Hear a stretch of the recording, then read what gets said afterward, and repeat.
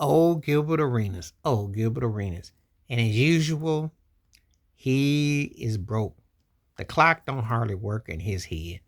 He sat up there and ran with what Tyrese Maxey said about Joel Embiid and tried to compare it to Shaq and Kobe, what Kobe said about. And he's just so far off.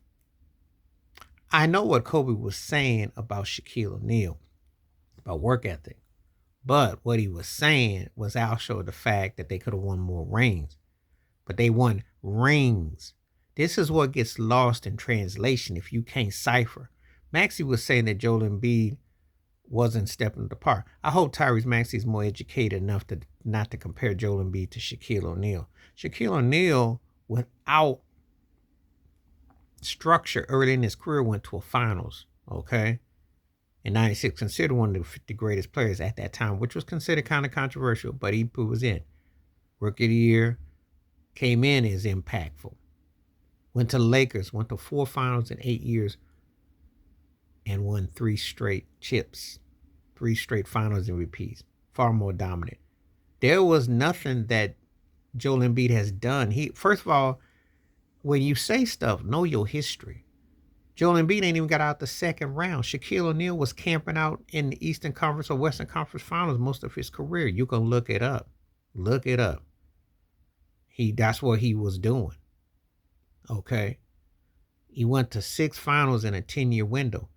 I don't see Joel Embiid making 6 Eastern Conference Finals in the next 10 years. So don't make that comparison.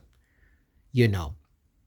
And this whole thing about shape and everything like that, well, Shaquille O'Neal said it best in his book. If that we're talking about having a physique and all that, well, then how come Alonzo Mourning didn't have more option runs? Because Alonzo was as well structured, put together as you could. And he didn't get to a lot. He did win a chip with Miami in '06, coming back to Miami after Shaq and D-Wade wanted him to come out of contract from the Nets. And he did. But it wasn't like he camped out in the finals like Shaq did. Or David Robinson, for that matter, until he had that one Western Conference Finals when he had Rodman, but he got outplayed by Olajuwon. Olajuwon outplayed Shaq in the finals, even though that was a pretty close battle. All things considered, Houston was just a better team, and Nick Anderson missed those 4 free throws. But let's stay on point with this.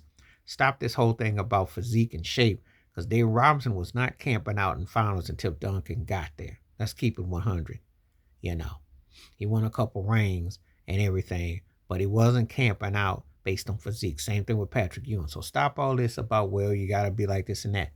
You know, Shaq did some things that won't company time, but hey, that's neither here nor there. But how was Kobe Bryant's career after Shaq went to Miami those first 3 years? When he was crying and begging them to get rid of Andrew Bynum and begging them to get rid of anybody, because Smush Parker took the brunt of this.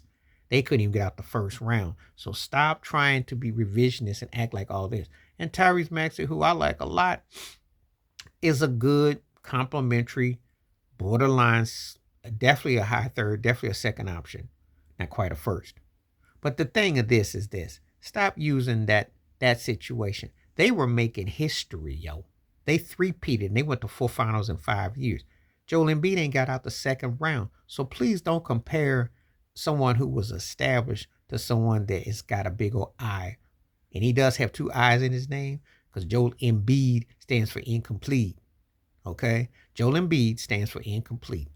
Gilbert Arenas, you should know better, but you tend to be a revisionist to selective memory. You know, good and well, what Kobe was getting on Shaq about, they was trying to keep pushing rings and banners.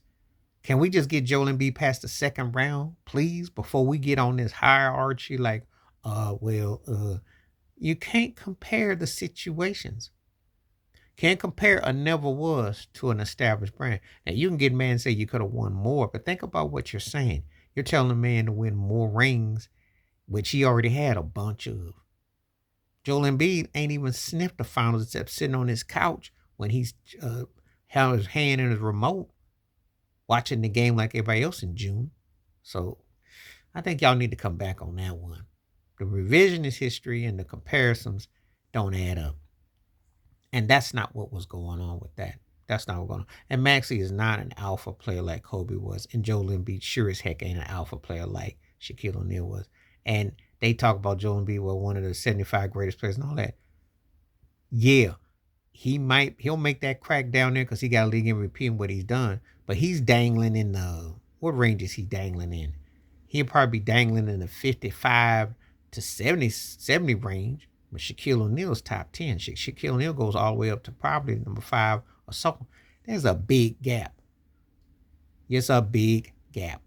And I think you need to get that point straight because one man did win and he did go to a finals on being raw bone. Joel Embiid, obviously, from an outside shooting perspective, got more going his way than Shaquille O'Neal did with less expectations. How about that? No one had no big expectations for Joel Embiid since he plays in Philly. He's been coddled as far as I'm concerned. Shaq came in, they automatically assumed him to be dominant, take over, and do all that. So he had all the expectations. Joel Embiid don't get no expectations. There's none there. Please like, subscribe, welcome thoughts, comments, and I do respond. Thank you. Wash your hands. Keep your mind clear. Watch out for nothing. Share it if you like. And hit that membership. Stay safe, stay blessed, stay woke, stay free. I'm out one time. Peace.